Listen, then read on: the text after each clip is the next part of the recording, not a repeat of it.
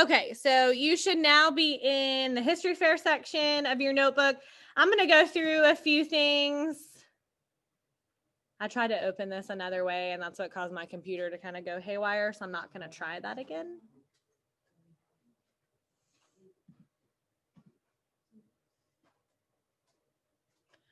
But we should all be able to see this. Can you at home, can you guys see the history fair slideshow?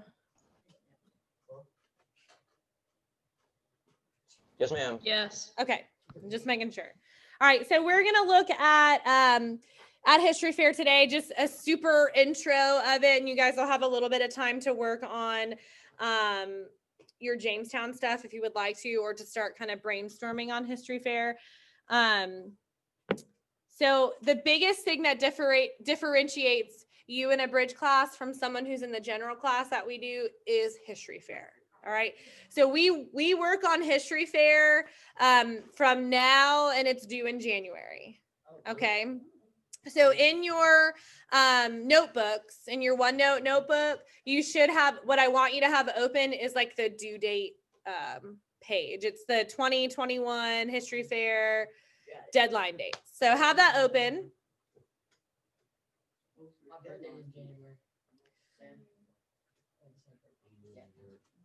When's your birthday? Oh, good. You won't be in school on your birthday. Yeah. Okay, so again, history fair is a huge part. What I've done for you with that deadline sheet is I have color coded it. You guys know what color you are? You're teal. You are teal. You are the teal color, okay? Because periods 1 through 5 are teal. Periods 2, 4, and 6 are that silver, or it has to be gray in there, but it's silver, okay? So I've color coded everything for you in teal for when it's due, okay? And as you look at it, what I've done for you is actually I've chunked the bits and pieces of your project.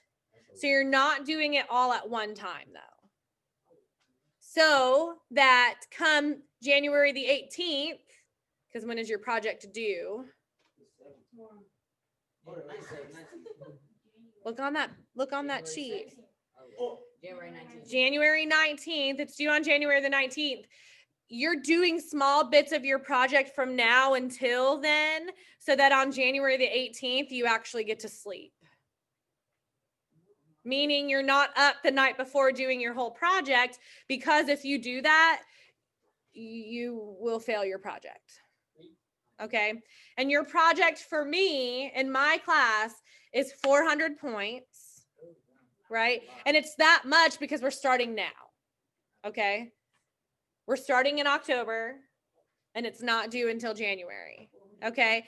So, and that goes on the third 9 weeks. It doesn't go on the second one. And you'll have your grade near the beginning of the 9 weeks, so you kind of know where you stand.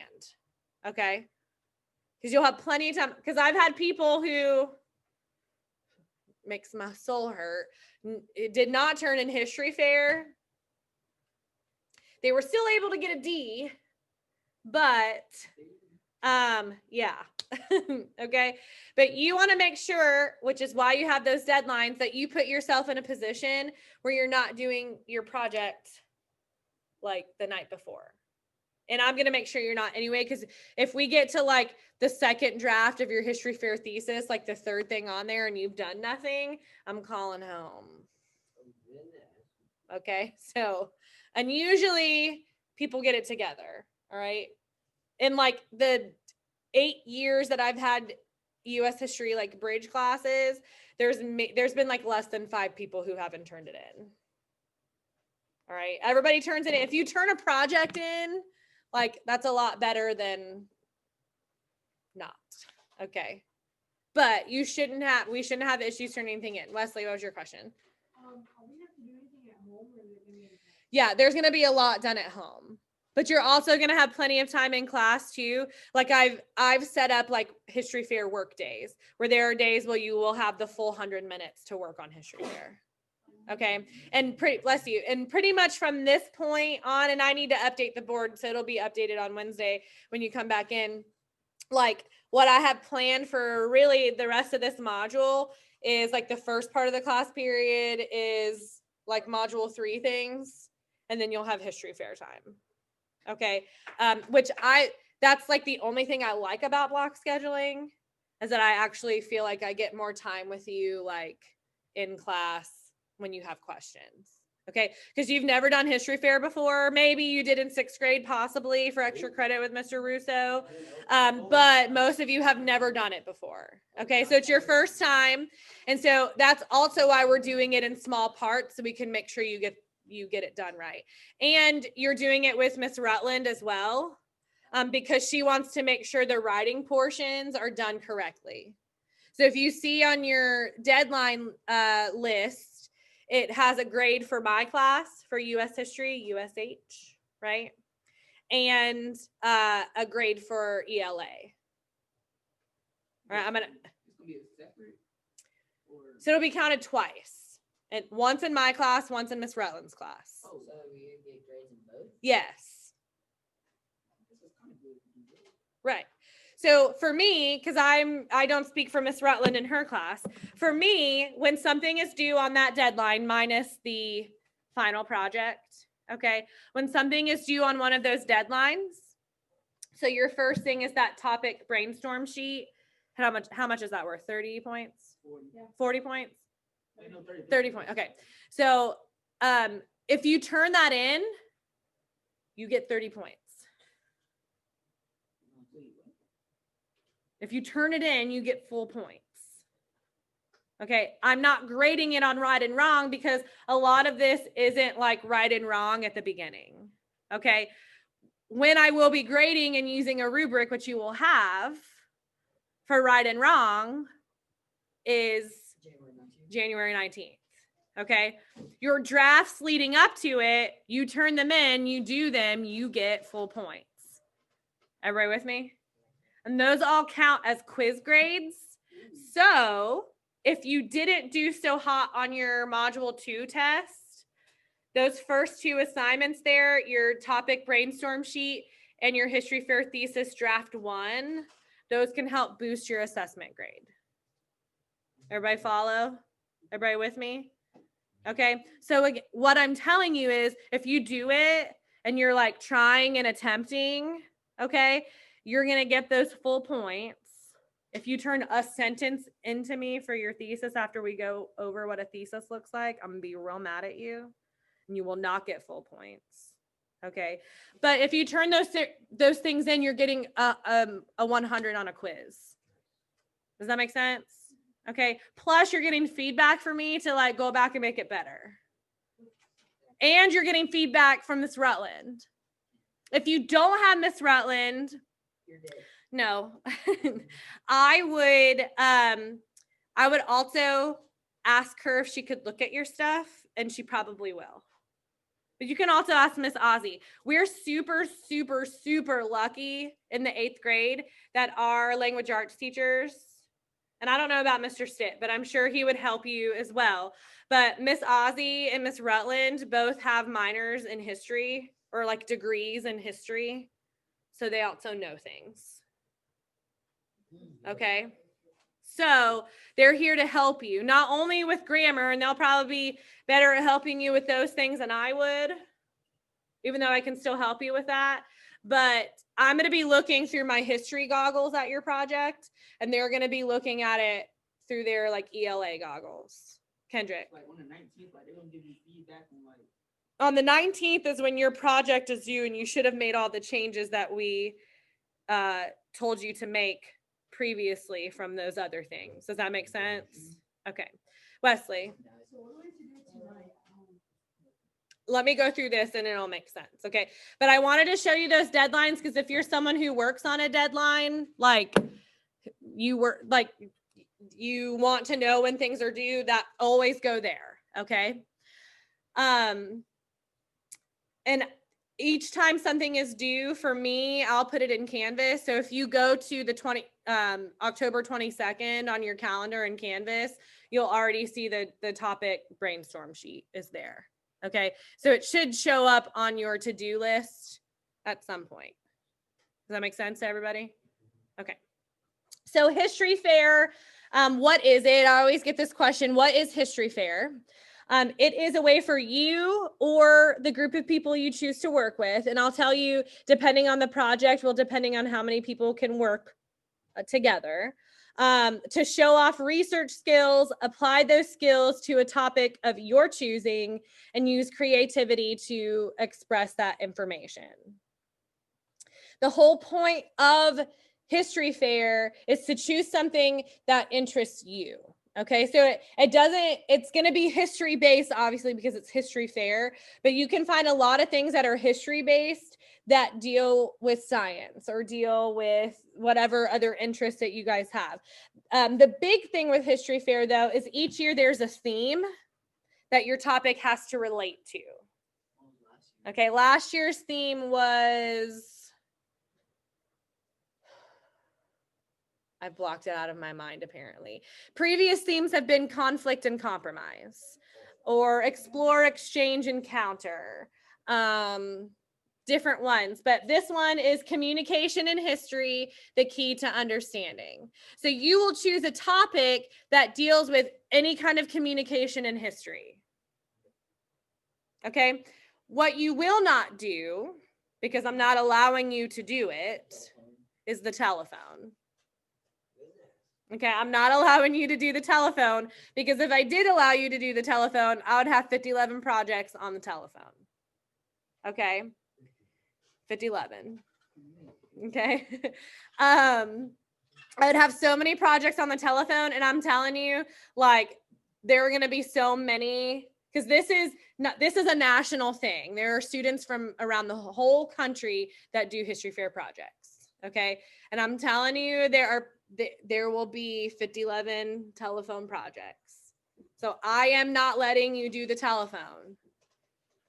Do not come up to me and say, can I do the telephone? Because I'm going to walk away from you or tell you to go away. Okay, nicely. Can you what? No.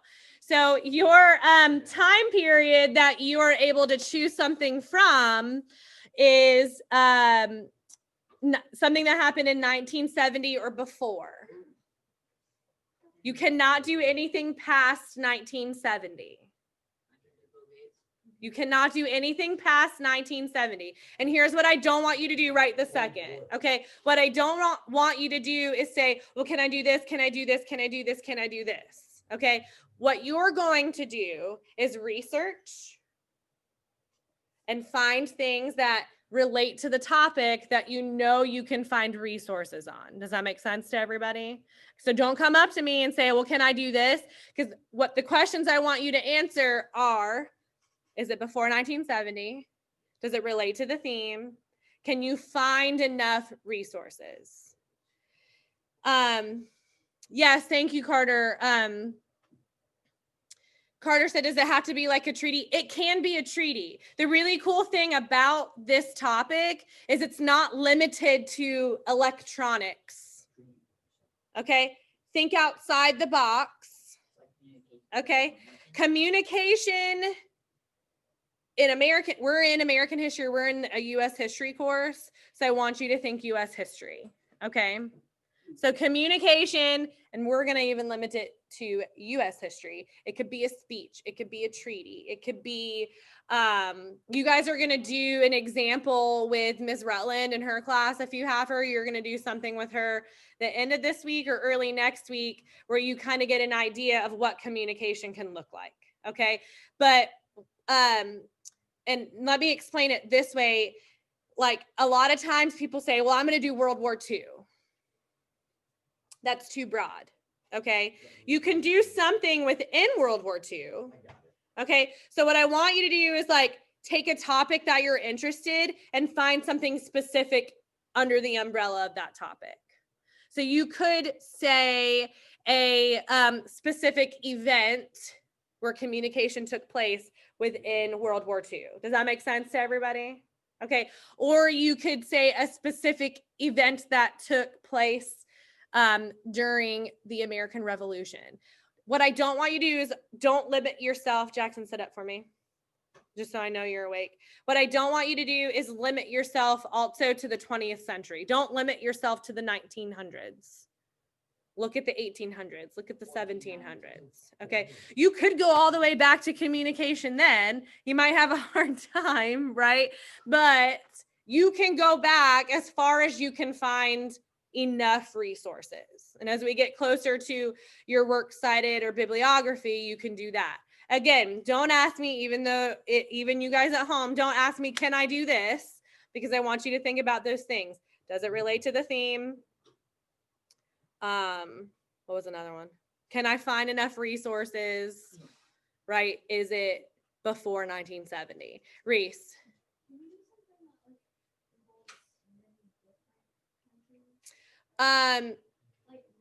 If it's a specific event, you need to get as specific as you can. You don't want to be super broad. All right. So you want to get specific because you want to show the impact of that event on history.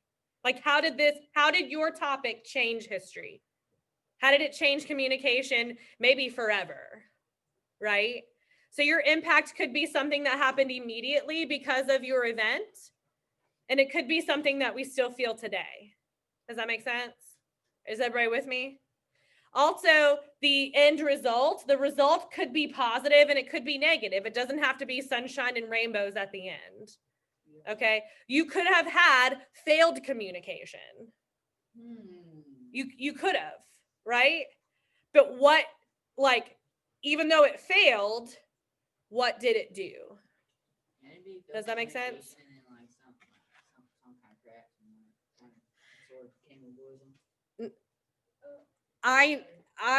That's kind of broad. So your result, your impact can be negative is all I'm saying. Does that make sense? So you don't have to end the story with happily ever after. It doesn't have to end that way. Okay. It could. A result of your event could result in that. Everybody with me? So far, everybody okay? Yeah. Okay. Your types of projects. This might be hard for you guys to see in the back. It's okay. But this is also in your packets. I say in your packet. Usually I do a packet, but you guys now have it digitally. The different types of projects that you can do. Historical paper. If you go to helpful tools or what is it? Project rules, helpful tools and project rules, whatever it is in your OneNote. It has like it's detailed there of what the types of projects are and kind of what's entailed with them. So a historical paper, this has to be individual.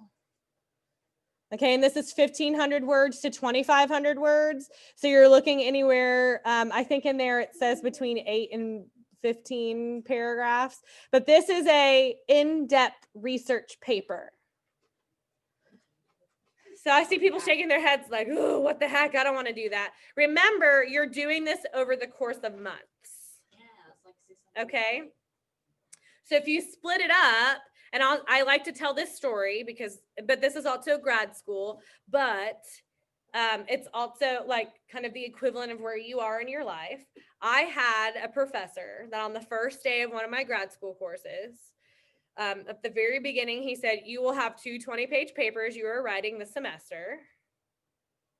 So I suggest you set yourself a schedule now. So I went home, I set myself a schedule for my writing, depending on didn't matter what my 2 topics were at that point, but I set myself a schedule with writing and I stuck to that schedule and I was fine. Okay. The next time I went to the class, he said, okay, now it's 2 10-page papers instead of 2 20-page papers, because he was trying to get the people who didn't want to work in the class to drop the class, and people did. So it ended up being 2 10-page papers instead of 20-page papers, but I still stuck to my schedule for myself. Okay. So remember, this is over the course of a few months. So we're not talking about you sitting there on January the 29th writing your entire paper. Okay. Does that make sense? What did I say? Oh, the 18th. The 18th. Okay. Everybody with me? Okay. And a lot of people say, oh, I'm just going to write that. It's the easiest one. It's just an essay. Not necessarily. Okay.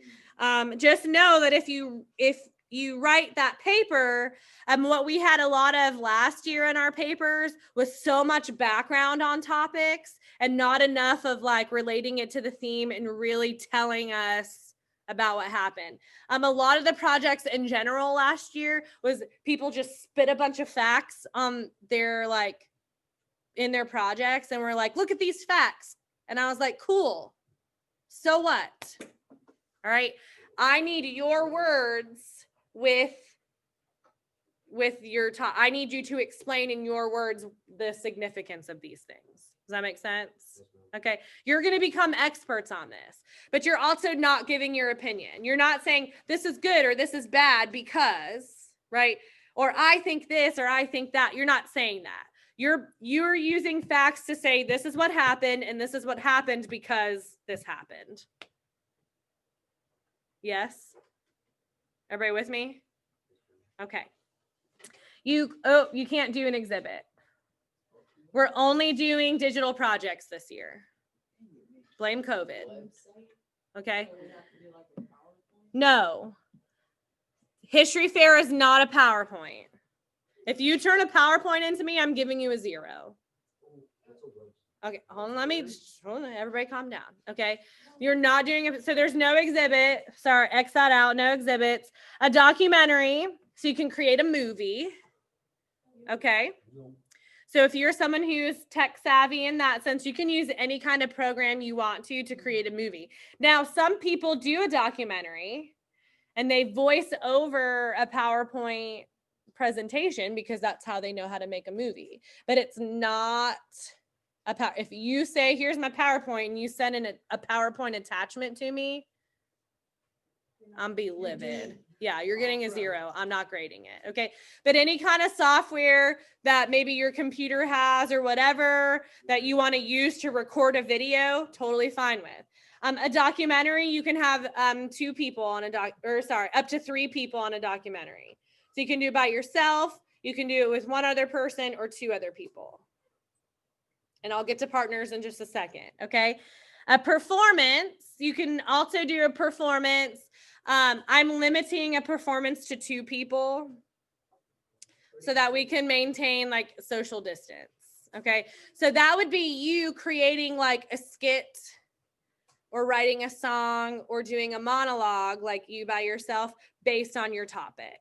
Okay. So you would dress up as like the historical figures portrayed, from your topic and act out your research, essentially. Create a play surrounding that. If that's not your thing, that's okay. But no, if you do choose to do a performance, you will not be able to compete. It will strictly just be for a grade in my class because the state and the county are not supporting performances for the purpose of social distancing. Right? Kind of makes sense there. But we can social distance within here. What you would do is you would perform for just me and I would grade based on your performance. Okay. But if that's something you're interested in, we can talk more about that later. And then the last one is a website. Okay. You create a website showcasing your information. And I'll show you examples of websites that we've had in the past that have done really well. Some of my former students, even that have gone to Lincoln, have sent me. I've emailed them after I've seen them win at like districts and they've gone on to state. I've said, hey, will you send me your link so I can use it as an example with my students? And so I actually get that from my kids most years. So when you're building a website, you would be using and this is in your notebooks, you would be using the NHD Web Central platform. So it's their like program that you use to build the website. It used to be Weebly, but it's not anymore. I wish it still was, but it's not. It doesn't look as pretty as Weebly, but there's a lot of rules that go with what you can and can't have on a website. But the way that they set up their program is you can't put anything on there that goes outside the rules. Does that make sense? So there's like, you can put videos on your website, but they can only be so large. And it won't let you put anything that's like larger than that. So it helps you like stay within the rules because there are rules with that. But those rules are in your notebooks. So those minus the exhibit, those are the types of projects you have to choose for. With a website, you can do it by yourself or you can have one other person. Okay, it just gets too like crowded if you have more than that. All right. As far as partners go, you are allowed to work with someone that is in any one of my other classes, whether they are physically here at school or a digital student. Okay. I caution you though, everybody look at me, stop looking at each other like communicating with your eyes. Let's work together. Okay.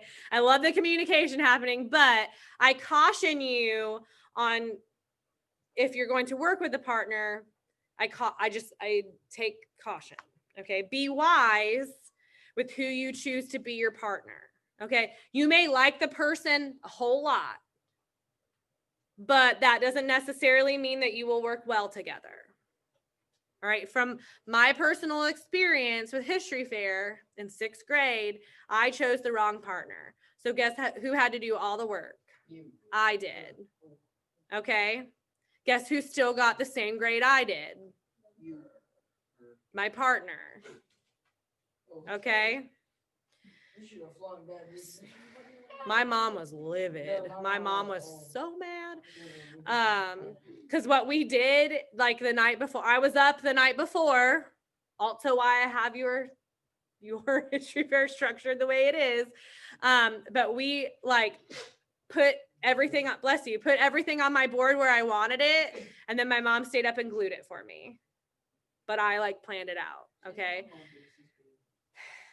But again, you can't do exhibits, but I caution you, say if you and your best friend, you guys really love each other, but every time you get together, all you do is like cut up and not work. Don't work with your best friend. Okay. Selfishly, I would love it if you all had partners because it would take the number of projects I have to grade down by a whole lot. But I want you to do your best. So if that means I have to grade 160 separate projects, I will. Okay? Because I want you guys to do your best. I'm okay with you choosing partners, but be wise. Okay? Everybody with me? Okay. And don't choose a partner just because you're like, oh, I don't have to do as much work. Okay. You still have to do the same amount of work as everybody else. You just have someone to bounce ideas off of and they don't. Okay. Everybody with me? Okay. So again, if you choose to do your project with a partner, we'll have a partnership agreement that you can, that you'll both sign and parents at home or whoever you live with will also sign and know that you're working with a partner. But what will not happen is the day before you coming to me and say, I did all the work and so didn't. Yeah. Okay. That's not my problem. Right. Which is why I caution you. Again, you can work with partners, but if you don't, that's also okay. And again, it can be anyone in any of my other classes, and it doesn't have to be someone from a teal day. Yes. Okay. So talk to your friends. If they have me and you guys want to work together, totally fine. Okay. But if you have, if your partner is in one of my other classes and you know, there's separate, like there's 2 due dates for things. You just need to make sure that when something's assigned for you, that it, when something's assigned for you, that it's done on that day, because I'm going to go in and check.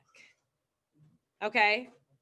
Everybody with me? So it doesn't mean you get an extra day because it has to be done on your day. So I'll check for you that day, for them that day. So everything essentially needs to be done twice, but it'll look identical. The great thing about this new digital world that we're in as well is that on days where we do have the full 100 minutes to work on History Fair, if you're working with someone that is digital, they happen to be in my class right now, but they're digital, you guys can get on Teams or in Zoom yourselves and still work and talk to each other. or you can also do that at home, right? You don't have to be together to work. Okay. Everybody with me? Make sense? Okay. All of this stuff is in your OneNote. I'll also upload this PowerPoint for you in OneNote. Okay. So I'm going to click through this. What you guys are going to do first is think about the first thing you have to do is choose a topic, right? You can't start your project without a topic. So you'll choose a topic. Remember 1970 and before, US history has to deal with American history, something within, the scope of our class. Don't limit yourself to the 1900s. But it has to relate to the theme communication and history. All right. That's what I always want you to go back to. Consider how people interact with each other and exchange information. Research different methods and modes of communication that have changed over time. Communication is more than just inventions. Everybody heard that? It's more than just inventions. It's about how words, thoughts, or ideas are exchanged throughout history. Okay, so again, it could be a speech. It could be treaties. It could be, certain agreements that maybe just lasted for a certain amount of time, but maybe they're not there anymore. Okay, so don't limit yourself to inventions. I don't want you to do that.